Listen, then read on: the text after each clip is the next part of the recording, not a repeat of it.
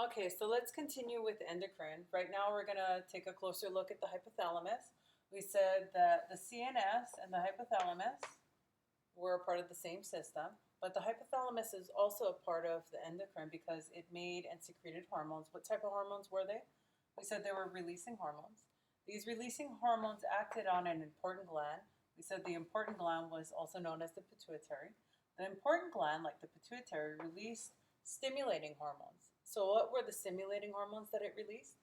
We said it was my flat pig from the anterior, and posa was from the posterior.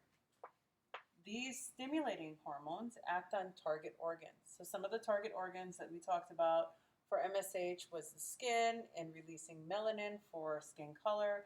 FSH and LH acted on the gonads to encourage testosterone or estrogen production.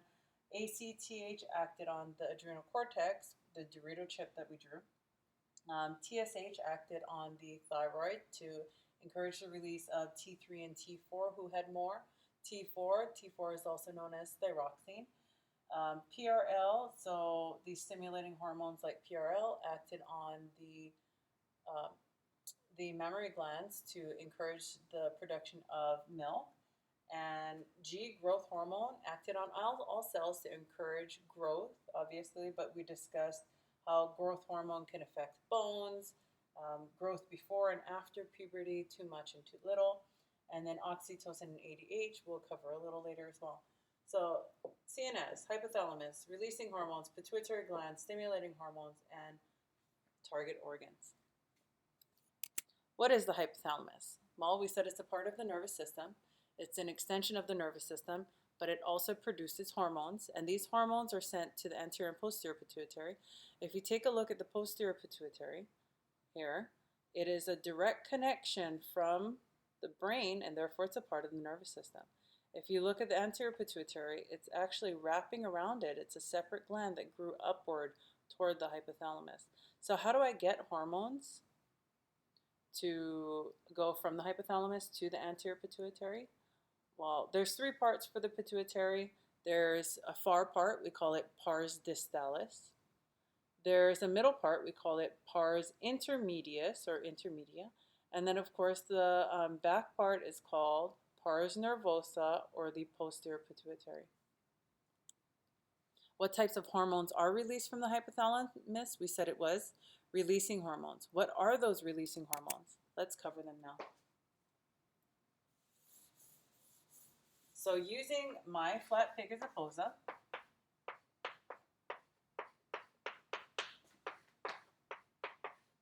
there are no releasing hormones for oxytocin and ADH, so I'll leave this out for now.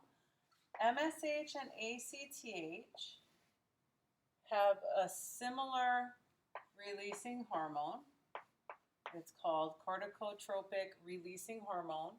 It encourages MSH and ACTH to be released for skin color and for the adrenal cortex to release aldosterone, cortisol, and testosterone. Aldosterone is for blood pressure. Cortisol is key. Cortisol is your stress hormone. And then testosterone is the male hormone. FSH and LH are stimulated by release from something called GnRH. Gonadotropic releasing hormone. So one more time. Gonadotropic releasing hormone stimulates the release or encourages the release of FSH and LH that act on the gonads to release testosterone and estrogen from the testes and ovaries. TSH is released by something called TRH. Okay, and then in this case, TRH stands for thyroid releasing hormone. PRL is encouraged by PRF. Right now, you're noticing a pattern is RH, RH, and RH, and then all of a sudden it's RF. It's just a technicality. It's a factor instead of a hormone. What do you think growth hormone is released by? What's the pattern? CRH, GnRH, TRH, and growth hormone, what? Releasing hormone. So 1, 2, 3, 4, 5 are the hormones that are released from the hypothalamus. Those are your releasing hormones. There are also inhibiting hormones, but for now, just get this pattern down. So what are the hormones? What are hormones secreted into in order to go from the hypothalamus to the pituitary or from the pituitary out to other organs? It is the blood vessels. The name of the blood vessel that sits between the hypothalamus and the anterior pituitary it's a portal system. So they call it portal veins, but it's the hypophyseal portal system. Negative feedback. What is negative feedback? So we're looking at some things like hormone 2 released from your target organ will act on the hypothalamus and anterior pituitary to stop the release of something or to encourage the release of something if they're lacking. What hormones are released from the anterior and posterior pituitary? We already said the mnemonic, my flat pig is posa. And then this is another image, the same thing. My flat pig is a posa. We discussed this a little bit earlier. My, MSH, FSH, LH, ACTH, TSH, PRL, GH, oxytocin, and ADH, antidiuretic hormone. So write down the hormones that release, write down the hormones coming from the hypothalamus that would release my flat pig, and then also the hormones that might inhibit my flat pig. Primarily, there's only 1 or 2 that I want you to know. So dopamine is an example of an inhibitor for lactation. Let's turn this into a concept, something for you to think of. If I have a patient that has Parkinson's, what are they deficient in? What are they lacking? Well, we said Parkinson's was a decrease in dopamine or dopamine deficiency. So now if I treat them with L-Dopa,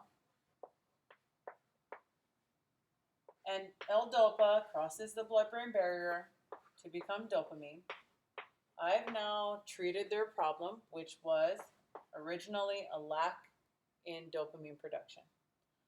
But let's say that this patient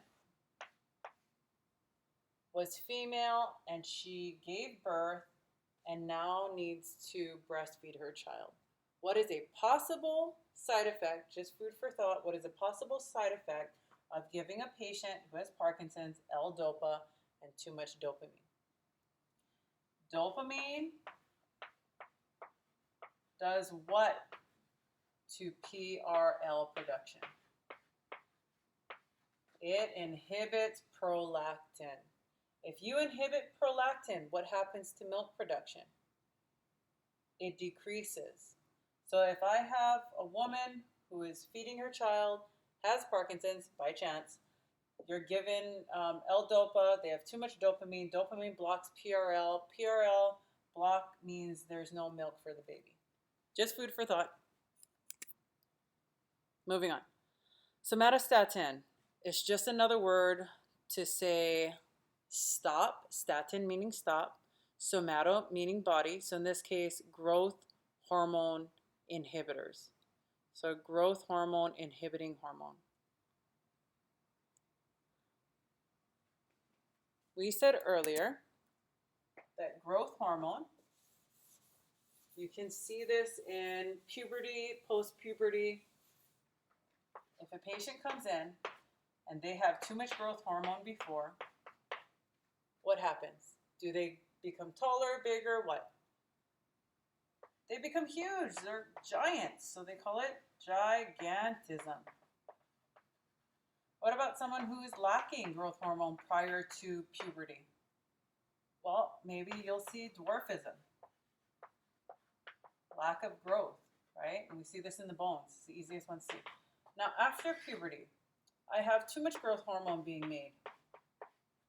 Are you going to continue to grow in height? Probably not, right? After you hit puberty, there's a certain time frame that you stop growing already. So instead of gigantism, you're going to have a thickening of the bone So we call it acrolimbs, megaly, enlargement. So enlargement of the limbs, maybe the forehead is going to become more pronounced. Maybe the wrist bones will start to get larger. That means you might have compression of nerves. If you have compression of a nerve that passes through the carpal tunnel area, this nerve is called the median nerve. It affects the thumb. If you have compression of that nerve, what are you going to see symptoms or signs and symptoms of in the patient? They might start complaining of difficulty with holding a pen, writing, typing, soreness in the wrist, because you're now starting to compress the nerve that's crossing into the thumb. So acromegaly, let's take a look at this next slide. Is this person that you see in the picture, are they tall? But if you look at them, they have enlargement of the forehead, enlargement of the nose, ears, jawline. But if you look at their height, they're only maybe 5'7" or 5'8". So they're not very tall, but they look tall in stature because of the pronounced growth that they have. So this person has acromegaly as a result of too much growth hormone, possibly because they have a pituitary tumor. What happens if I have too much too much growth hormone before puberty? We said that was gigantism. What about before? Too little before? Dwarfism. And too much after? Acromegaly. Side note, we can take a look at that. Where does the pituitary hormone or pituitary gland sit? Sella turcica of the sphenoid bone. How would you remove a pituitary tumor? Well, you'd have to actually pass possibly through the nose, directly through the sphenoid, because the pituitary sits in the bat bone, the saddle of the bat bone, and you'd have to access through that direction. Okay, I think that's it for this one. Let's take a little break.